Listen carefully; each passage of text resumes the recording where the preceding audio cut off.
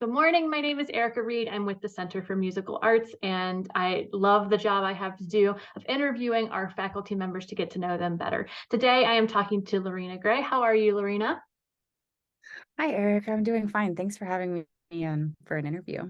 Absolutely. Can you just start us off telling us a little bit about how you came to be at the center, how long you've been here, and what you teach? I've been teaching violin here for about a year and a half. I moved to Colorado for grad school and I started looking for places to teach when I got here. And when I was looking at websites of different places, the Center for Musical Arts stood out as a place that looked like a community where I wanted to teach. So I applied and here I am. Wonderful. We're so glad to have you. So you teach violin. Can you tell me? I always ask how somebody came to their instrument. How did you come to violin? How did you know it was your instrument? The piano was actually my first instrument, and that was something that me and my sisters were required to do. And then later, I decided that I wanted to play the violin. I still don't know why, but I'm really glad that I asked my parents if I could start. And it was kind of a casual hobby thing for me for a while until I got to college. And then I had a teacher who just really believed that I could make a life with it. And that became my thing. And I fell in love with it and also became obsessed with it and Oh, have never wonderful. stopped.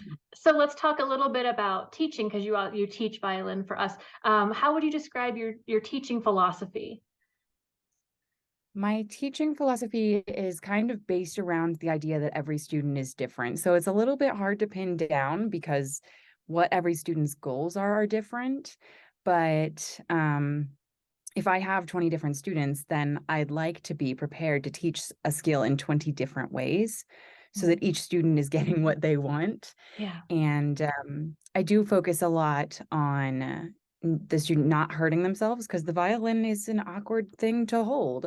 And if you don't do it right, there can be things that go wrong. So we should make sure that none of that is happening so that it can be a fun experience. Mhm. Um, and also just knowing how to practice, knowing how to do Mhm. things the right way so that it's not a frustrating, tedious thing. And it can be more of a fun or relaxing or exciting thing to Mhm. do.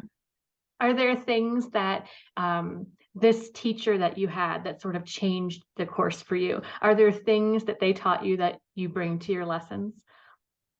Yes, there are two teachers that I've had, and let's see, I think there are three people, and what I've learned from them basically makes up what I teach. Yeah. So that first teacher, there are definitely a number of things that he taught me about how to practice, how a little bit about how that works with my brain, and then just techniques. He taught me why I was doing a lot of the things that I was already doing. For example, when we have passage work and we're struggling with all of these fast notes, people are like, "Oh, play it in rhythms. Play it da da da da da da and da da da da da da." And I always did it, and I didn't know why. But now I know that that's to put it in groups for my brain, groups of two. Mhm.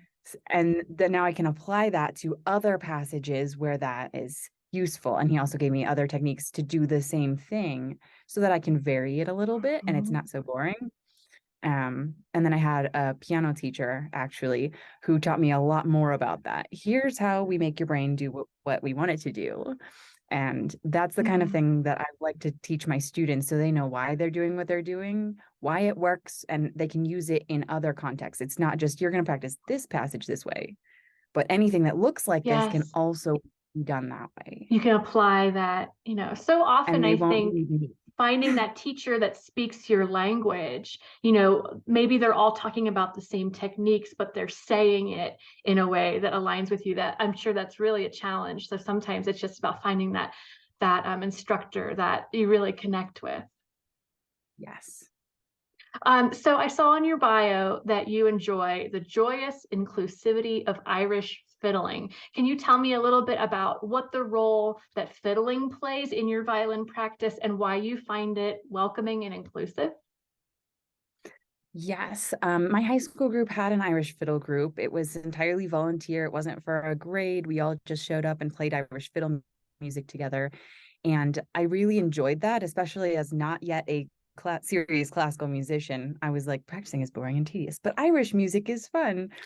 And I think that sometimes when we think about classical music and all of the practicing that goes into that, it can get a little bit there can be a negative aspect that kind of creeps in if we're not careful about, oh, it has to be good, it has to sound right, you have to do all of these things and they have to be perfect. And a lot of the compliments that I get when I play classical music are, oh, you're so talented, wow, you did this so well, or this skill was very, wow, you must have taken a lot of practice to learn that. And it's like, well, yes. But when I'm Irish fiddling in public, Mm. people say, oh, I had such a good time. Or if I'm busking on Pearl Street, people will dance. Like, Oh, that's so cool that, I mean, when else is a, adult going to just dance in public, except when there's music that just you can't help yourself. And they're not concerned about how well you're playing. They're not concerned about whether the note was in tune or if your bow stroke was clean. They just want to have a good time. And as long as you're having a good time, they will have a good time. And you don't have the stress of being good at what you do. Being good at what you do is dependent on whether or not you are having a good time. it sounds like you still are good at fiddling. I mean, you are to evoke that emotion. I mean, it's still, it just, I hear what you're saying about it being a completely Yeah. different kind of practice. Um, and I'm sure the two halves of that must complement one another in a lot of It's ways. good to have both. I really like the classical side of practicing every little detail. That's kind of my personality. So I kind of take that to my fiddling, but my fiddling can also bring in that, but make sure that people are feeling what you want them to feel, because that's more important than whether or not the note was in tune. Mhm. Wonderful. Okay, so I always ask, like, what do you do in your free time? But I know you're busking on Pearl Street.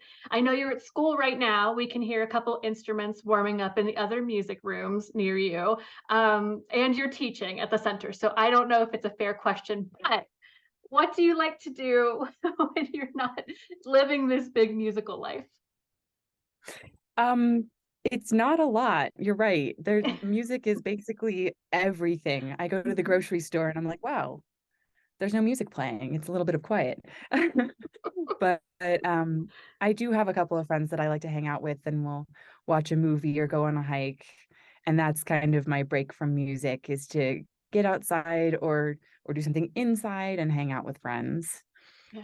So after I finish my degree, then I'll have a little more time. And honestly, one of my hobbies, some people say it doesn't count, but it's playing the piano, because everything about my life that makes me happy is music and teaching and learning. So I want to learn anything that interests me, because the learning side of things is as interesting to me as the teaching side of things. So, Yes, that's wonderful to hear. So, Lorena, is there anything else that we haven't talked about that you think would be helpful for prospective students to know about learning the violin, about you as an instructor, anything like that? maybe just that I do a lot of fiddling in my free time, and I will introduce those pieces to a student sometimes, but my main focus when I'm teaching tends to be on classical music. I'm looking to add a little bit more of the fiddling and maybe get into like the Mark O'Connor method books, but right now I tend to lean toward the Suzuki repertoire. I like the progression that they use, and so that's kind of where my focus is when I teach. And fiddling has always been a side thing for me that I'm not too serious about, and it's Mhm. just kind of for fun. So that's where my focus is. Okay, thank you so much for clarifying it. That's very helpful. It was lovely to get to know you today. I will let you run off to your next class. Thank you so much for taking time with us. All right, thank you.